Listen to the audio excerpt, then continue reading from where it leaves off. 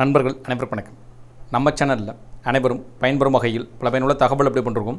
இந்த வீடியோவில் சற்று முன் பென்ஷன் விதி திடீர் மாற்றம், அரசு ஊழியர்கள் ஓய்வூதியர்களுக்கு 2 முக்கிய தகவல். என்ன வகையான தகவல்கள் வெளியிடப்பட்டுள்ளது, இதன் மூலமாக எந்தெந்த பென்ஷன் வாங்கக்கூடிய எந்தெந்த அரசு ஊழியர்கள், எந்தெந்த பென்ஷனர்கள், எந்தெந்த ஓய்வூதியதாரர்களுக்கு பென்ஷன் விதியில் அதிரடி மாற்றங்கள் கொண்டு வரப்படுகிறது. இந்த மாற்றத்தின் மூலமாக முன்பு வழங்கப்பட்டதை விட கூடுதலான என்ன வகையான மாற்றங்கள் கிடைக்கும், அனைத்து அரசு ஊழியர்களுக்கும் அனைத்து ஓய்வூதியர்களுக்கும் இந்த விதிமுறை மாற்றம் நடைமுறைக்கு வருகிறதா, அல்லது குறிப்பிட்ட சில ஓய்வூதியர்கள் அரசு ஊழியர்களுக்கு மட்டும் இந்த விதிமுறையில் மாற்றங்கள் செய்யப்பட்டுள்ளதா, என்ன காரணத்திற்காக இந்த மாற்றங்கள் செய்யப்பட்டுள்ளன என்பது பற்றி முழு விவரங்களும் வீடியோ பார்க்கலாம். வீடியோக்குள்ளே போகிறக்கு முன்னாடி நம்ம சேனலை சப்ஸ்கிரைப் பண்ணுவாங்க, சப்ஸ்கிரைப் பண்ணுங்கள். சப்ஸ்கிரைப் பண்ணுங்க, பக்கத்தில் இருக்க பெல் பட்டனை ப்ரெஸ் பண்ணுங்கள். அப்போ தான் நம்ம அடுத்த அப்படியே கூட எல்லா அப்படியும் டேரெக்டாக கிடைக்கும்.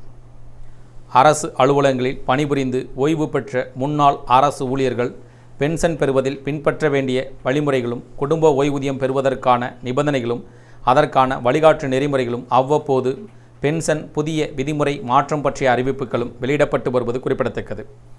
அந்த வகையில் தற்போது ஓய்வூதியம் பெறுபவர் இறந்த பிறகு குடும்ப ஓய்வூதியம் வழங்கப்படும். குடும்ப ஊதியம் பெறுபவர்களுக்கான லிஸ்டில் இதுவரை குடும்பத்தில் இருக்கும் மகள் சேர்க்கப்பட முடியாது. குடும்பத்தில் உள்ள மனைவி சேர்க்கப்பட வாய்ப்பு மட்டுமே இருந்தது. அப்படி இருக்க மகள் பெயரை இனிமேல் இந்த லிஸ்டில் சேர்க்கலாம் என்றும் அறிவிக்கப்பட்டுள்ளது. புதிய மத்திய சிவில் சர்வீஸ் ஓய்வூதியம் விதிகள் 2021 கீழ் ஓய்வூதியம் பெறக்கூடிய அரசு பணியில் ஒருவர் சேரும் போதும் ஓய்வு பெறுவதற்கு முன்பு தங்கள் மனைவி, குழந்தைகள், பெற்றோர் மற்றும் ஊனமுற்ற உடன் பிறந்தவர்களின் பெயர்கள் உள்ளிட்ட குடும்ப விவரங்களை சமர்ப்பிக்க வேண்டும் என்று DOP&PW தெளிவுபடுத்தியுள்ளது. இந்த விவரங்கள் படிவம் 4 அலுவலக தலைவரிடம் சமர்ப்பிக்கப்படும். இதில் இத்தனை காலம் மகள் பெயரை சேர்க்க முடியாது, புதிய விதி திருத்தங்கள் படி மகள் பெயரை இனிமேல் இந்த லிஸ்டில் சேர்க்கலாம் என்றும் அறிவிக்கப்பட்டுள்ளது.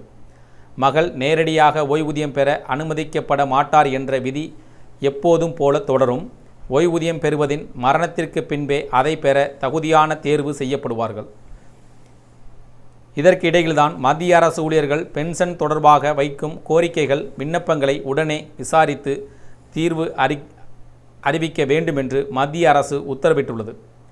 இந்த சிக்கல்களை தீர்ப்பதற்காக CCS ஓய்வூதியம் விதிகள் 2021 குறிப்பிடப்பட்டுள்ள காலக்கெடுவை கண்டிப்பாக கடைபிடிக்குமாறு அதிகாரிகளுக்கு நிதி அமைச்சகத்தின் மறைமுக வரிகள் மற்றும் சுங்கத்துறை மத்திய வாரியம் செலவு ஒருங்கிணைப்பு பிரிவு உத்தரவிட்டுள்ளது. புதிய நடைமுறைகள் அமலுக்கு வந்துள்ளன. அதாவது அரசு விதியில் குறிப்பிட்டுள்ள காலக்கெடுவிற்குள் இந்த விண்ணப்பங்களை ஆய்வு செய்து நடவடிக்கை எடுக்க வேண்டும் என்றும் உத்தரவிடப்பட்டுள்ளது. பென்ஷன் வழங்க காலக்கெடு. அரசு விதியின்படி மத்திய அரசு ஊழியர் ஓய்வு பெறுவதற்கு ஓராண்டிற்கு முன்பே சேவை பதிவேடுகளை சரிபார்த்தல் மற்றும் இதர ஆயத்த பணிகளை தொடங்க வேண்டும். மத்திய அரசு ஊழியர் ஓய்வு பெறுவதற்கு 6 மாதங்களுக்கு முன் தேவையான படிவங்களை அலுவலக தலைவரிடம் சமர்ப்பிக்க வேண்டும். அலுவலகத்தின் தலைவர் ஓய்வூதிய விவரங்களை ஓய்வூதிய கணக்கியல் அலுவலர்களுக்கு PAOS ஓய்வு பெறுவதற்கு 4 மாதங்களுக்கு முன்பு அனுப்ப வேண்டும். அதன்பின் ஓய்வூதிய கணக்கியல் அலுவலர்கள் ஓய்வூதிய கொடுப்பனவு ஆணையை வழங்க வேண்டும். ஓய்வு பெறுவதற்கு 1 மாதத்திற்கு முன்பு மத்திய ஓய்வூதிய கணக்கியல் அலுவலகத்திற்கு எவ்வளவு ஓய்வூதியம் வழங்கப்படும், எப்படி வழங்கப்படும், எந்த தேதியில் வழங்கப்படும் என்பது உள்ளிட்ட விவரங்களை அனுப்ப வேண்டும். மத்திய அரசு ஊழியர்கள் முறையான பென்ஷன் பெறுவதை உறுதி செய்யும் வகையில் மேற்கண்ட டைம்லைனை எல்லோரும் முறையாக கடைபிடிக்க வேண்டும் என்றும் உத்தரவிடப்பட்டுள்ளது. நாடு முழுக்க உள்ள மத்திய அரசு அலுவலகங்களுக்கு இது தொடர்பான சுற்றறிக்கை அனுப்ப வேண்டும் என்றும் உத்தரவிடப்பட்டுள்ளது குறிப்பிடத்தக்கது. இந்த தகவல்கள், அறிவிப்புகள், உத்தரவுகள் பற்றி உங்களுடைய கருத்துக்கள், வேறு இது சார்ந்த கூடுதல் விவரங்கள் கமெண்ட் செக்ஷன் வந்து பிடிச்சிருந்தால் லைக் பண்ணுங்கள். முடிந்தவரை இந்த வீடியோ உங்களுடைய நண்பர்கள், உறவினர்கள் அனைவருக்கும் ஷேர் பண்ணுங்கள், ஃபாலோ பண்ணுங்கள். மறக்காமல் நம்ம சேனலை சப்ஸ்கிரைப் பண்ணுங்கள். சப்ஸ்கிரைப் பண்ணுங்க, பக்கத்தில் இருக்க பெல் பட்டனை ப்ரெஸ் பண்ணுங்கள். அப்போ தான் நம்ம அடுத்த அப்படியே கூட எல்லா வீடியோவும் டேரெக்டாக கிடைக்கும். தேங்க்யூ ஃபார் வாட்சிங்.